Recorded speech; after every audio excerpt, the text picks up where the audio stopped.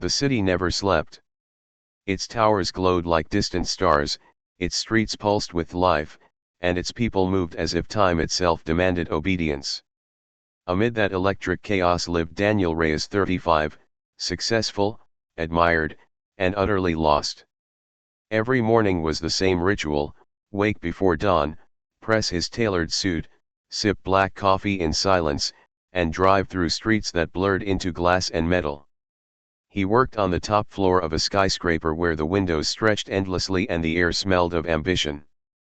To his colleagues, he was everything they aspired to be: sharp, confident, decisive. His handshake could seal million-dollar deals. His name carried weight in meetings. His office, perched high above the clouds, was the kind of place people dreamed of reaching. And yet, every evening, when the noise faded and the city lights flickered below him, Daniel felt a strange emptiness pressing against his chest. He'd stare out his window at the skyline, a sea of lights, and wonder how something so bright could feel so cold. He had built a perfect life on paper. A penthouse with floor-to-ceiling windows. A luxury car that gleamed under the streetlights. A closet full of Italian suits. But none of it meant anything anymore. The laughter at corporate dinners sounded rehearsed. The smiles in business meetings felt hollow. Every night, he returned home to silence, a silence that grew heavier with each passing year. Sometimes, he'd pour himself a drink and think about the boy he used to be, a dreamer who believed success meant happiness.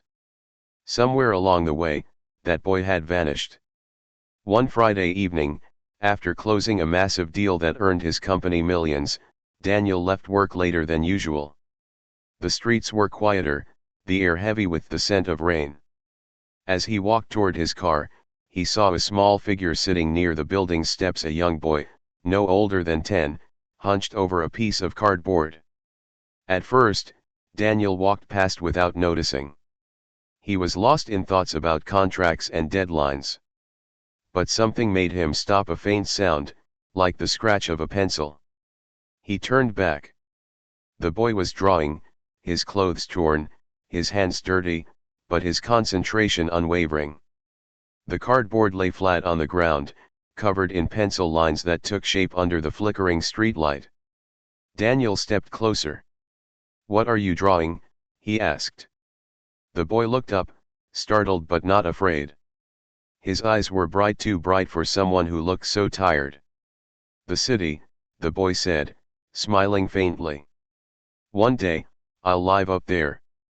Daniel followed the boy's gaze. The boy was pointing at the skyline, at the very tower Daniel worked in.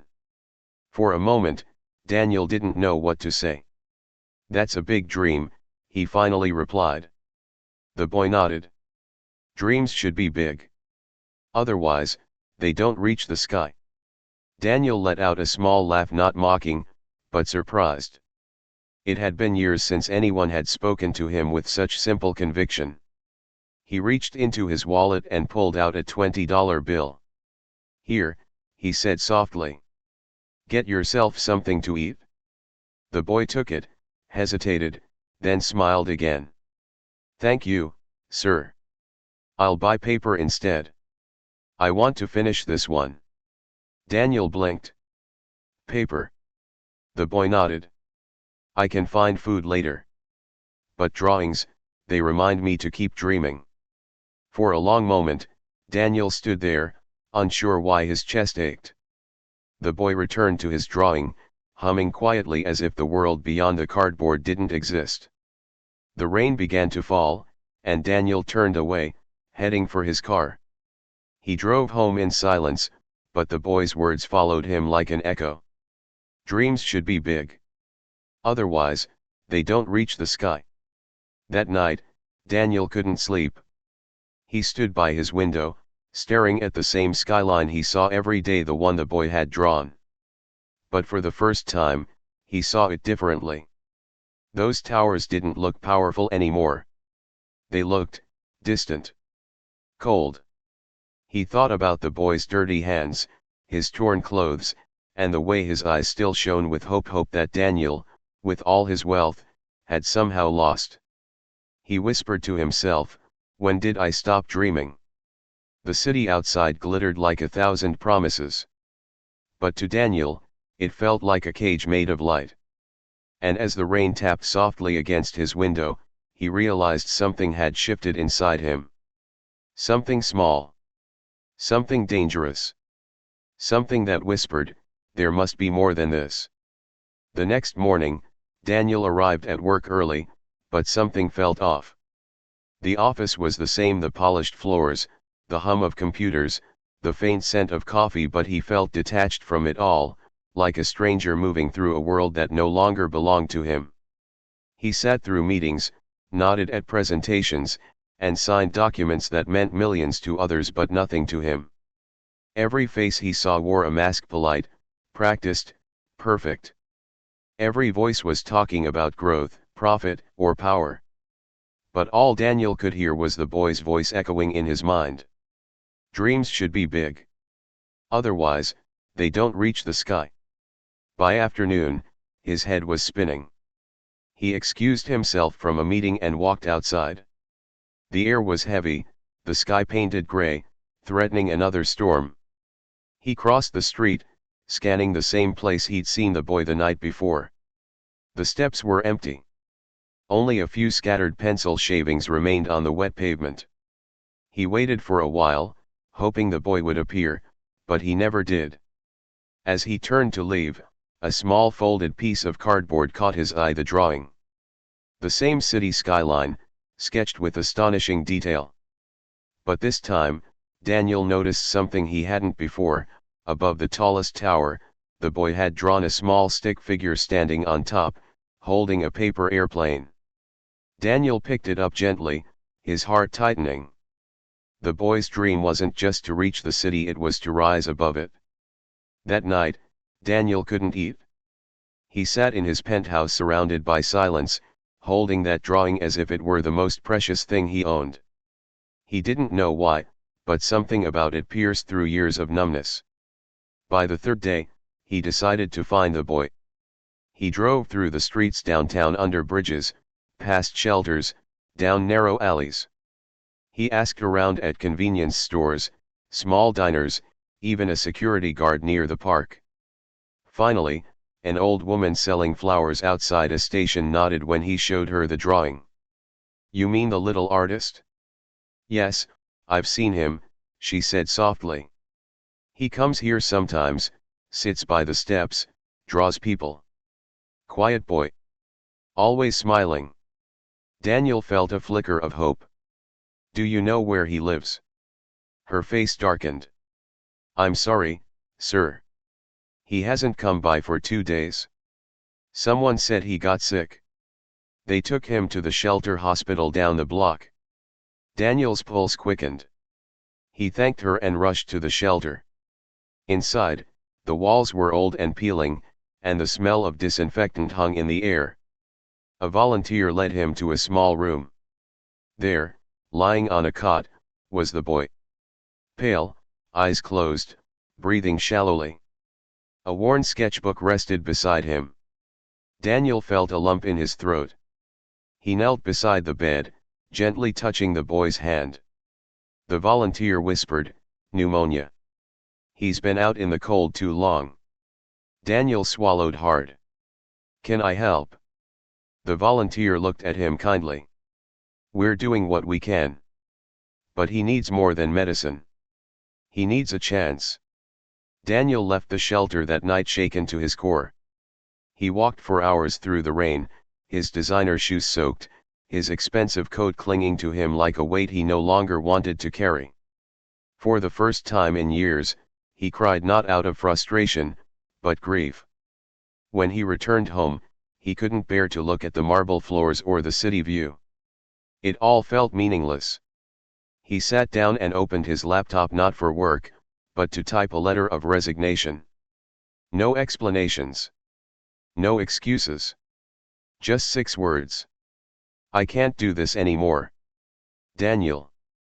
He sent it and stared at the screen until the light from his monitor blurred through his tears. The next morning, he returned to the shelter. But the bed was empty. The nurse looked at him, her expression gentle yet devastating. "I'm sorry," she said. "He passed early this morning." Daniel's heart shattered. He stood there motionless, his mind echoing the boy's last words, "Dreams should be big." He asked for the boy's sketchbook. The nurse handed it to him. Inside were drawings of the city, of strangers, of light, and finally a sketch of Daniel himself. Underneath it, the boy had written in small, shaky handwriting, "One day, he'll remember how to dream too." Daniel's tears fell onto the page. In that moment, something inside him broke, but in the breaking, something new began to form. He realized the boy hadn't just been drawing cities. He'd been drawing hope. And Daniel had forgotten how to see it. That night, Daniel stood at his window again. The skyline shimmered like it always did, but now, he didn't see a symbol of success. He saw a promise, one that he had failed to keep. He whispered into the silence, "You were right, kid. Dreams should be big." And for the first time, Daniel decided to make his dream about someone other than himself. The morning after the boy's death, the city looked different. It was the same skyline Daniel had known for years: glittering towers, flashing billboards, the hum of morning traffic, but it no longer impressed him. Instead, it felt hollow, like a monument built to the wrong god. He packed his things slowly that morning. Not the usual way one prepares for a trip, but with finality. The tailored suits, the gold cufflinks, the wristwatch worth more than a small car, all went into boxes. He left only a plain shirt, jeans, and the boy's sketchbook on the table. When his colleagues received the news, the office buzzed with confusion. Daniel Reyes resigned? For what? Did another company buy him out? No one walks away from a position like his. But Daniel didn't hear any of it. He had turned off his phone, closed his accounts, and cut every thread tying him to the world that had once defined him. He drove across the city, stopping in front of a large children's shelter, the same one that had cared for the boy. The director, a kind woman named Sister Marianne, recognized him immediately. "You're the man who came to visit the child," she said softly. "He spoke of you often." Daniel swallowed hard. He did." She nodded. "He said you reminded him of who he wanted to be one day, someone who could change things." Her words hit him like a wave. For a moment, he couldn't speak. Then he took a deep breath and said, "I want to help. I don't know how yet. But I want to make sure no child has to die dreaming of paper instead of having a home." From that day, Daniel began spending time at the shelter, cleaning, fixing, talking to the kids. At first, the children were wary of him, this quiet man with expensive shoes and sad eyes. But soon, they grew to trust him. He'd bring them art supplies, sit with them as they drew, and listen to their stories. For the first time in years, Daniel laughed, not because of success, but because of sincerity. The kids' joy, their honesty, their innocence, it healed something inside him that wealth never could. Weeks turned into months. Daniel sold his penthouse, his cars, his watches. Every dollar went into building something he called the Dream House Project. It wasn't about charity. It was about opportunity, a safe space where homeless children could learn, create, and be seen. When the first building opened, it wasn't much, just an old warehouse transformed into a vibrant space with murals, desks, and warm meals. But to the children who entered it, it was magic. On the front wall, Daniel hung a framed copy of the boy's last drawing, the city skyline with the stick figure holding a paper airplane. Underneath it, he wrote in bold letters, "Dreams should be big." That phrase became the project's motto. Donations began to flow in. Local artists volunteered to teach. Volunteers brought food, clothes, and books. Word spread about the man who gave up everything to honor a boy's dream. But Daniel never sought attention. When reporters tried to interview him, he politely refused. "This isn't my story," he'd say quietly. "It's his." Every night, he'd walk through the shelter halls, checking on the sleeping children. He'd pause at the drawing wall now covered with sketches from hundreds of little hands. Cities, animals, families, dreams all painted with color and hope.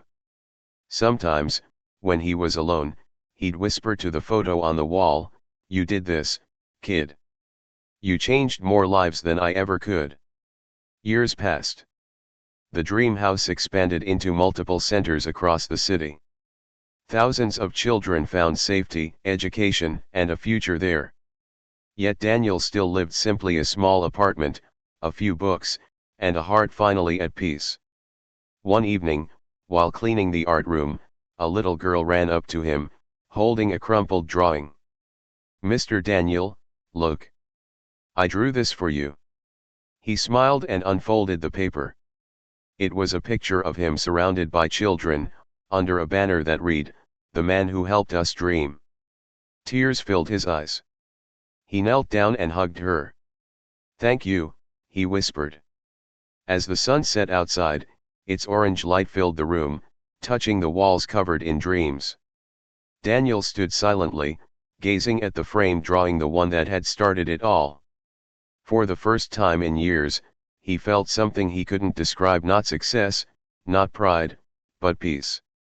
The boy's dream had become a legacy. And deep down, Daniel knew he was exactly where he was meant to be. Years had passed since the night Daniel first saw that small boy sketching on a piece of cardboard under the rain. The city had changed, taller towers, brighter lights, but Daniel's world had become quieter, slower, and infinitely more meaningful. The Dream House project had grown beyond his imagination. What began as a single shelter was now a network of centers across the country, each filled with laughter, learning, and color. Every wall was painted by children whose dreams once lived in the shadows. Every mural told a story not of pain, but of transformation. Daniel never called himself a founder. He preferred the title the kids had given him, the Dream Keeper. He would walk through each center, carrying that same old sketchbook, the boy's sketchbook, like a sacred text. The pages had grown fragile, but he refused to lock it away. "Dreams aren't meant to be hidden," he'd say. "They're meant to inspire." Despite the years of joy, time had begun to slow him down. His hair had turned silver, his hands slightly trembled, but his eyes still held the same fire that had once burned out of guilt and grief, now rekindled into purpose. One rainy evening, Daniel sat alone in his office, a small room inside the first dream house, the one that started it all.